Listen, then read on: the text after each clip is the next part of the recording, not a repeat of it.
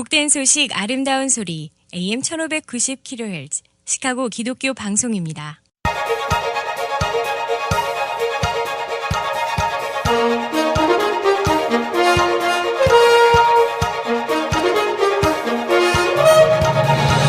김정일 해설위원의 시사 해설. 세상을 넓게 봅니다. 삶의 지평이 넓어집니다.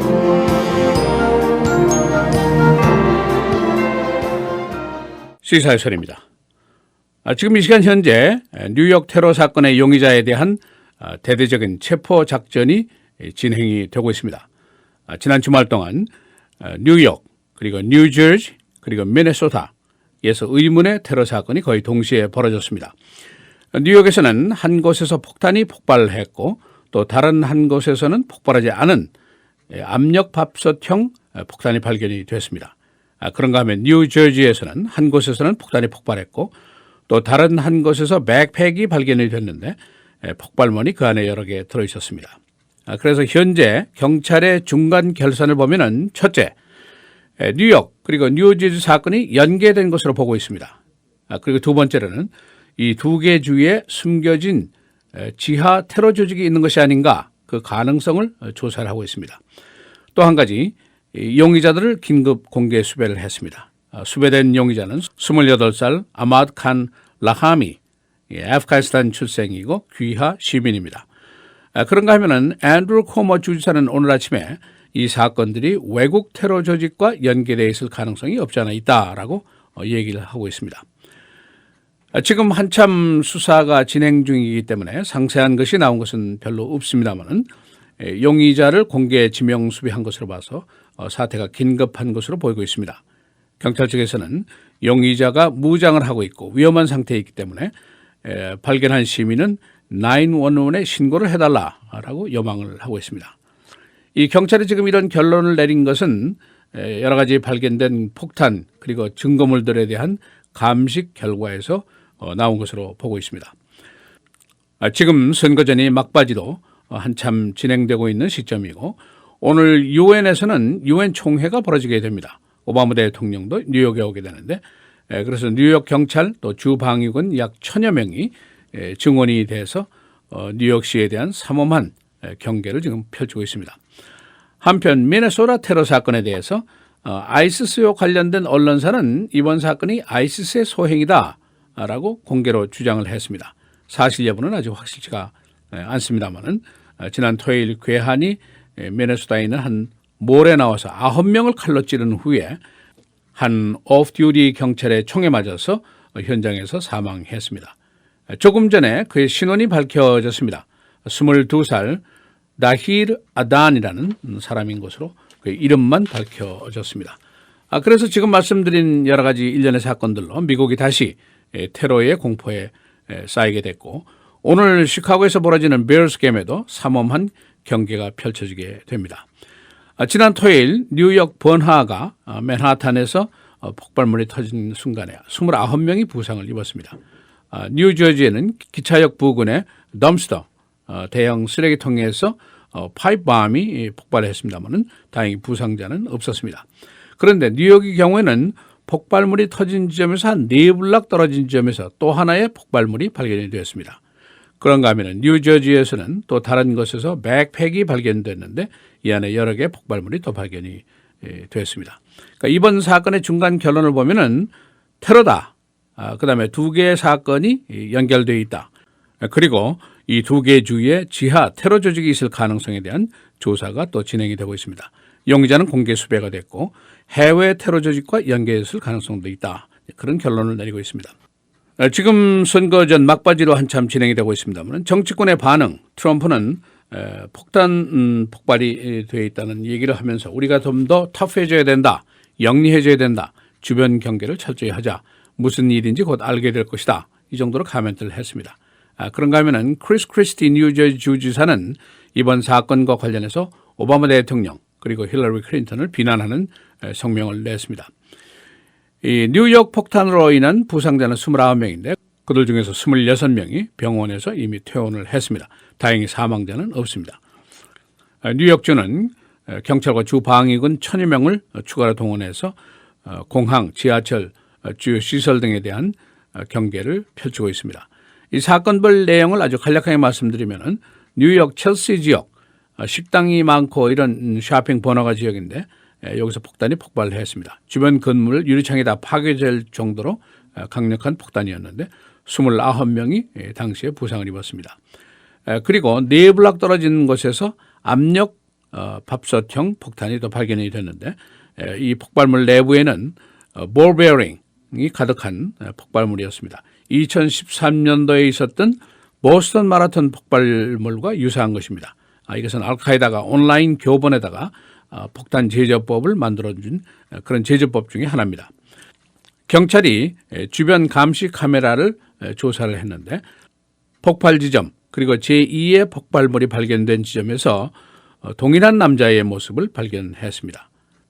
그리고 역시 토요일 뉴저지주의 해병대를 위한 차선 마라톤 대회장 부근이었는데 파이프밤이 터졌습니다. 그러나 부상자는 없었습니다. 이 파이프밤이 3개가 한데 묶여 있었는데 1개만 폭발을 했습니다. 이 감시 카메라 비디오 장면을 분석을 해보니까 2명의 남자가 흰색 가비지 백을 꺼내 들었는데 그 속에 압력 밥솥이 들어있는 것으로 보입니다. 이 두 사람이 이 밥솥을 사이드워크에 놓고 가는 장면이 비디오에 찍혀 있었습니다. 아마 복수의 범인일 가능성이 높습니다.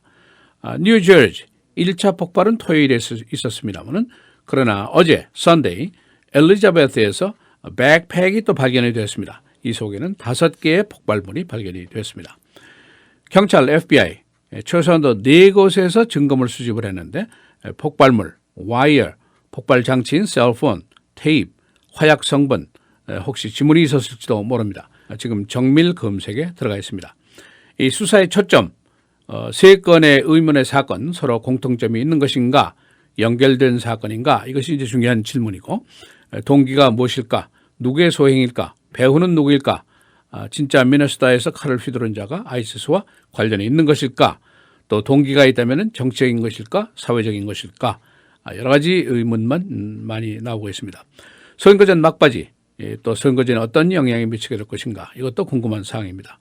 언론사들이 뉴욕 폭발 용의자 5명이 일가족인데 공항으로 가는 중에 체포됐다 하는 보도가 있었습니다. 이것이 사실이라면 과연 이들은 누구인가? 이것도 궁금한 질문입니다. 미네소타의 범인, 범행 당시에 알라를 외쳤다는데 이 사람도 모슬렘인가? 그런 의문도 제기되고 있습니다. 아직은 의문이 많고 해답은 없는 그런 시점입니다.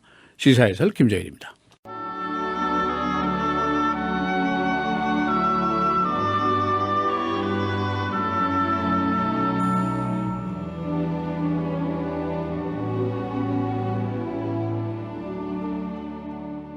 그러므로 우리가 그의 죽으심과 합하여 세례를 받음으로 그와 함께 장사되었나니 이는 아버지의 영광으로 말미암아 그리스도를 죽은 자 가운데서 살리심과 같이 우리로 또한 새 생명 가운데서 행하게 하려 함이라.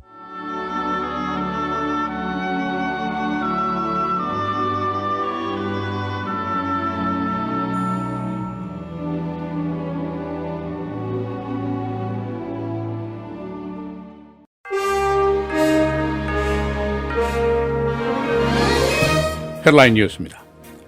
경찰과 FBI는 뉴욕 그리고 뉴저지의 테러 폭발 사건이 서로 연계된 사건으로 보고 있습니다. 당국은 2개 주의 테러 지하 조직이 있을 가능성도 조사하고 있습니다. 뉴욕 주지사는 오늘 아침에 이번 사건이 해외 테러 조직과 관련되어 있을 수도 있다고 말했습니다. 경찰은 이번 테러 사건의 용의자로 오늘 28살 아마드 칸 라하미를 긴급 공개 지명 수배했습니다. 경찰은 용의자가 무장을 하고 있으며 위험할 수 있다고 보고 목격 시에는 911 신고를 해줄 것을 시민들에게 요망했습니다. 미네소타 테러, 아이시스 관련 언론사는 미네소타 테러가 아이시스 자신의 소행이라고 주장했습니다. 토요일 미네소타 한 몰에서 괴한이 9명을 칼로 찌른 후에 경찰에 의해서 사살됐습니다. 괴한의 신원은 아직 밝혀지지 않았습니다. 선거 전 양자가 모두 내주에 있을 중요한 토론회 준비에 들어갔습니다. 트럼프는 스윙 스테이트의 지지율 상승에 고무되어 있고 클린턴은 젊은 층 표의 이탈을 막기 위해서 유세를 벌일 계획입니다. 히스패닉계 투표인 금년에 2,700만 명 정도가 될 것으로 추산되고 있습니다. 그러나 정치권은 히스패닉계 커뮤니티의 투표율에 대해서 의심하고 있습니다. 지난번 선거 히스패닉 투표율은 흑인 커뮤니티 투표율의 20%에 불과했습니다. 정치권에서는 히스패닉 커뮤니티를 잠자는 사자로 비유했지만 투표율 저절을 우려하고 있습니다. 사운드 오브 뮤직의 큰딸 역을 맡았던 배우 카리미안 카가 어제 타계했습니다. 73살, 치매 때문입니다. 7명의 밴트랍 남자 가족의 자녀 중에 첫 번째 사망입니다. 그녀는 16 Going on 17을 불러섰습니다. 오늘 베어스의 홈 경기가 필라델피아 이글스와 벌어지게 됩니다. 뉴욕 테러 때문에 솔저 필드 주변에 오늘 저녁에 삼엄한 경기가 펼쳐지게 됩니다. 시카고 경찰 전원이 2018년부터 바디 카메라 착용을 하게 됩니다. 이는 경찰과 커뮤니티 간의 신뢰 회복을 위한 조치입니다. 시카고 경찰은 작년 1월에 바디 카메라 부착을 시험적으로 시작해서 현재 7개 경찰서로 확대해왔습니다. 예산 $800만, 7,000개 카메라를 구입입니다. 임신 여성이 어제 갱의 총에 맞아서 숨졌습니다. 그러나 태아는 생명을 건졌습니다. 18살 난 여성, 임신 8개월이었는데 함께 있던 남자는 목에 총을 맞아서 중태에 빠져 있습니다. 갱들의 보복전이었습니다. 오늘 날씨, 오늘 맑고 최고 86도, 화, 수, 목, 금 계속해서 맑고 흐리고 화요일의 최고는 82, 수요일 86, 목요일 86, 금요일은 81도로 예상이 됩니다.